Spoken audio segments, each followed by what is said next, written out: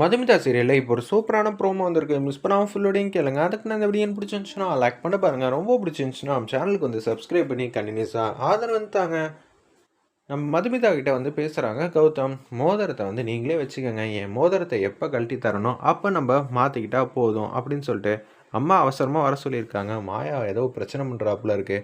மாயாவை நல்ல விதமாக பார்த்துக்கங்க மதுமிதா வந்து சொல்லிடுறாங்க. சரிங்கன்னு சொல்லிட்டு கார் எடுத்துகிட்டு போகிறாங்க. மாப்பிள்ளை தம்பி என்ன சொன்னாங்க? மாப்பிள்ளை தம்பியா? அவர் மோதிரத்தை கழட்டி கொடுக்கணும்னு முடிவு பண்ணிட்டாரு. ஏய் என்னடி சொல்கிற? அப்பனா அவர் உன்னோட மாப்பிள்ளையே ஆக மாட்டாரா? நீ வேறம்மா. எனக்காவது அதிர்ஷ்டம் வரதாவது நம்ம மாட்டுக்கு அடுத்தடுத்த வேலையை வந்து பார்த்துக்கிட்டு போய்கிட்டே இருக்க வேண்டியதான் அப்படின்னு சொல்லிட்டு அவங்க மட்டும் சோகமாக இருக்காங்க. அம்மா என்னம்மா ஆச்சுங்கிற மாதிரி அந்த இடத்துல வந்து சகுந்தலா கிட்ட கேட்கும்போது சகுந்தலா ஆல்ரெடி சொல்லி வச்சுருக்காங்க மாயா கிட்ட. நான் சொல்கிறதுக்கெல்லாம் ஆமாஞ்சாமி மட்டும்தான் போடணும்.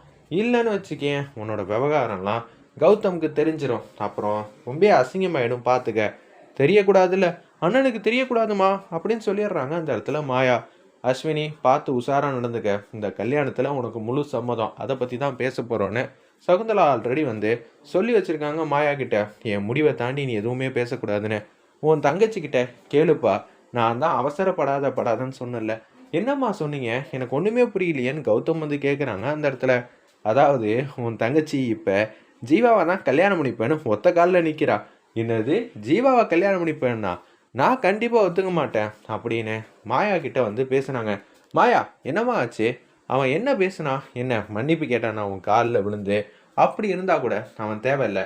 அப்படிப்பட்ட மனுஷன் கூட நீ சேர்ந்து வாழணும்னு அவசியம் இல்லை. தேவையும் இல்லைன்னு கௌதம் மட்டும் சொல்லிடுறாங்க. உடனே வந்து சகுந்தலா வந்து அவசியம் ஏற்பட்டுருச்சே அப்படின்னு சொல்லும்போது என்னம்மா சொல்கிறீங்க? என்ன உளர வேணான்னு சொல்லிட்டு நீங்கள் என்னம்மா பேசிக்கிட்டு இருக்கீங்கன்னு நம்ம மாயா வந்து பார்க்குறாங்க. அதாவது 2 பேர் விரும்பிட்டாங்கப்பா. இப்போ புதுசாக ஒரு பையனை பார்த்து அவன் கோவப்பட மாட்டான், சத்தம் போட மாட்டான் அப்படின்னு உன்னால் உறுதியாக சொல்ல முடியுமா? நீங்கள் சொல்கிறதெல்லாம் லாஜிக் படி கரெக்டு. உங்கள் அனுபவத்தின்படி நீங்கள் கரெக்டாக சொல்லிகிட்டு இருக்கீங்க. ஆனால் அதே சந்தர்ப்பத்தில் நம்ம அதை மட்டும் பார்க்கக்கூடாதுல்லம்மா அப்படின்னு சொல்கிறாங்க. அவன் என்னமோ ஒரு விஷயம் வந்து தப்பாக பண்ணுறம்மா. அது மட்டும் என்னால் புரிஞ்சிக்க முடியுது. அவன் நல்ல விதமாக வந்து என் மனசை கவர்ந்தான். என் தங்கச்சியை நல்லா பார்த்துப்பான்னு நினச்சி தான் அவனோட ஸ்டேட்டஸ்லாம் நான் எதை பற்றியும் பேசாமல் நம்ம கூட வந்து அவன் சம்பந்தம் பண்ணி மாப்பிள்ளையாயிட்டாலே போதும். நம்ம ஸ்டேட்டஸ்க்கு அவனை கொண்டு வந்துடலாம் தான் நினச்சேன். அவனுக்கு என்னென்னலாம் தெரியுமாம்மா பண்ணி வைக்கணும்னு ஆசைப்பட்டேன். கடைசியில் எல்லாத்தையும் வந்து தவிடுபடி ஆக்கிட்டான். நிச்சயம் இந்த கல்யாணம் நடக்க தான்ப்பா போகுது. அதில் மாற்றுக்கிறதுக்கு எதுவும் இடம் இல்லை. உன் தங்கச்சி கிட்ட கேளுப்பா அப்படின்னு சொல்லும்போது நம்ம கௌதம் வந்து அவங்க தங்கச்சி முன்னாடி வந்து நிற்கிறாங்க. அந்த இடத்துல நின்னோன்னு வந்து என்னம்மாயா அம்மா எதோ சொல்கிறாங்க, இதெல்லாம் யாரோட விருப்பம் அப்படின்னு சொல்லும்போது மரியாதையாக சொல்லு, இல்லைன்னு வச்சுக்கேன் அவ்வளோதான் அப்படின்னு சொல்லி சகுந்தலா வந்து சொன்னோன்னே யாரை பார்த்தும் பயப்படாத. பின்னாடியில் நம்ம பேசுகிறது கூட கௌதமுக்கு வந்து தெரியுது. இல்லைண்ணே அவனை எனக்கு ரொம்பவே பிடிச்சிருக்கு. அவன் தப்பை வந்து ஒத்துக்கிட்டான், ரியலைஸ் பண்ணான், எல்லார் மத்தியிலையும் வந்து என் காலில் வந்து விழுந்துட்டான் அப்படின்னு சொல்கிறாங்க. என்னம்மாயா சொல்கிற? மாப்பிள்ளை வந்து எல்லார் மத்தியிலையும் காலில் வந்து விழுந்துட்டானா அப்படின்னு சொல்லி நீ அவனை நம்புறியா? ஆமாண்ணே, ஃபஸ்ட்டு அவன் உன் மனசில் வந்து இடம் பிடிக்கணும், அதுக்கப்புறம் என் மனசில் இடம் பிடிச்சா போதும் அப்படின்னு சொல்லும்போது மாயா பேச்செல்லாம் கேட்காத. நான் ஆரம்பத்திலே சொன்னேன், இன்னைக்கு வேணான்னு சொல்லுவா, நாளைக்கு வேணும்னு சொல்லுவா. உன் தங்கச்சியை பற்றி எனக்கு தெரியாதா அப்படின்னு சொல்லி சகுந்தலா வந்து பேசுகிறாங்க.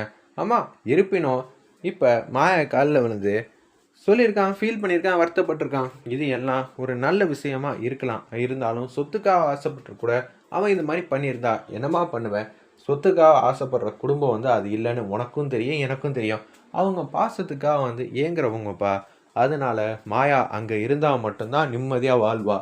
ஏன்னா அவங்க வந்து தப்பு பண்ணா மன்னிப்பு கேட்குறாங்க. முதல்ல அது ஒரு நல்ல விஷயம். உன் தங்கச்சி என்னெல்லாம் பிரச்சனை பண்ணுவான்னு உனக்கு நல்லா தெரியும் அப்படின்னு சொல்லும்போது பிரச்சனை பண்ணது ஜீவா இல்லைப்பா, மாயா தான். என்னம்மா சொல்கிற? மதுமிதாவை பற்றி தப்பு தப்பாக பேசியிருக்காங்க. நான் போட்ட வாழ்க்கை பிச்சையினால தான் மதுமிதாவுக்கு கல்யாணம் நடந்திருக்குன்னு உன் தங்கச்சி வந்து சொல்லியிருக்கா. அதனால தான் ஜீவா வந்து கடுப்பாகி கன்னத்திலே பொழிச்சுன்னு அடிச்சிருக்கான். முதல்ல இதுதான் நடந்துச்சு, இதெல்லாம் உண்மையா அப்படின்னு சொல்லி கேட்குறாங்க. உண்மைதான் அப்படின்னு சொன்னோன்னே இப்போ என்ன சொல்லுவேன்? நீ தான் அந்த கல்யாணத்தில் அவசரப்பட்டு நிப்பாட்ட போன. உன் அருமை தங்கச்சி பேச கேட்டுட்டு இப்போ அதே தங்கச்சி தானே இப்போ சொல்கிறா எனக்கு ஜீவாவை தான் பிடிச்சிருக்குன்னு. அதனால நீ எல்லாத்தையும் சரி செஞ்சிருப்பா, அவ்வளோதான் என்னால் சொல்ல முடியும். நானும் உன்கிட்ட சொல்லி சொல்லி பார்த்தேன். தங்கச்சி மேலே வச்சிருக்கிற பாசத்தினால உனக்கு எதுவும் தெரியல. வேண்டான்னு சொன்னாலும் அதுக்கேற்ற மாதிரி போகிற, இப்போ வேணும்னு சொன்னாலும் அதுக்கேற்ற மாதிரி நம்ம போய் தான் ஆகணும். சரின்னு சொன்னோன்னே, சரிம்மா நான் பார்த்துக்கிறேன். ஜீவா மேலே தப்பு இல்லைன்னு தெரிஞ்சிச்சு. ஜீவா தாம்மா நல்ல பேர். அவன் மேலே தப்பு இல்லைன்னு தெரிஞ்சிருந்தோம் என் தங்கச்சிக்கிட்ட மன்னிப்பு கேட்டான்ல, அந்த ஒரு மனசு போதுமா, நான் இந்த கல்யாணத்தை நடத்தி வைக்கிறேன்.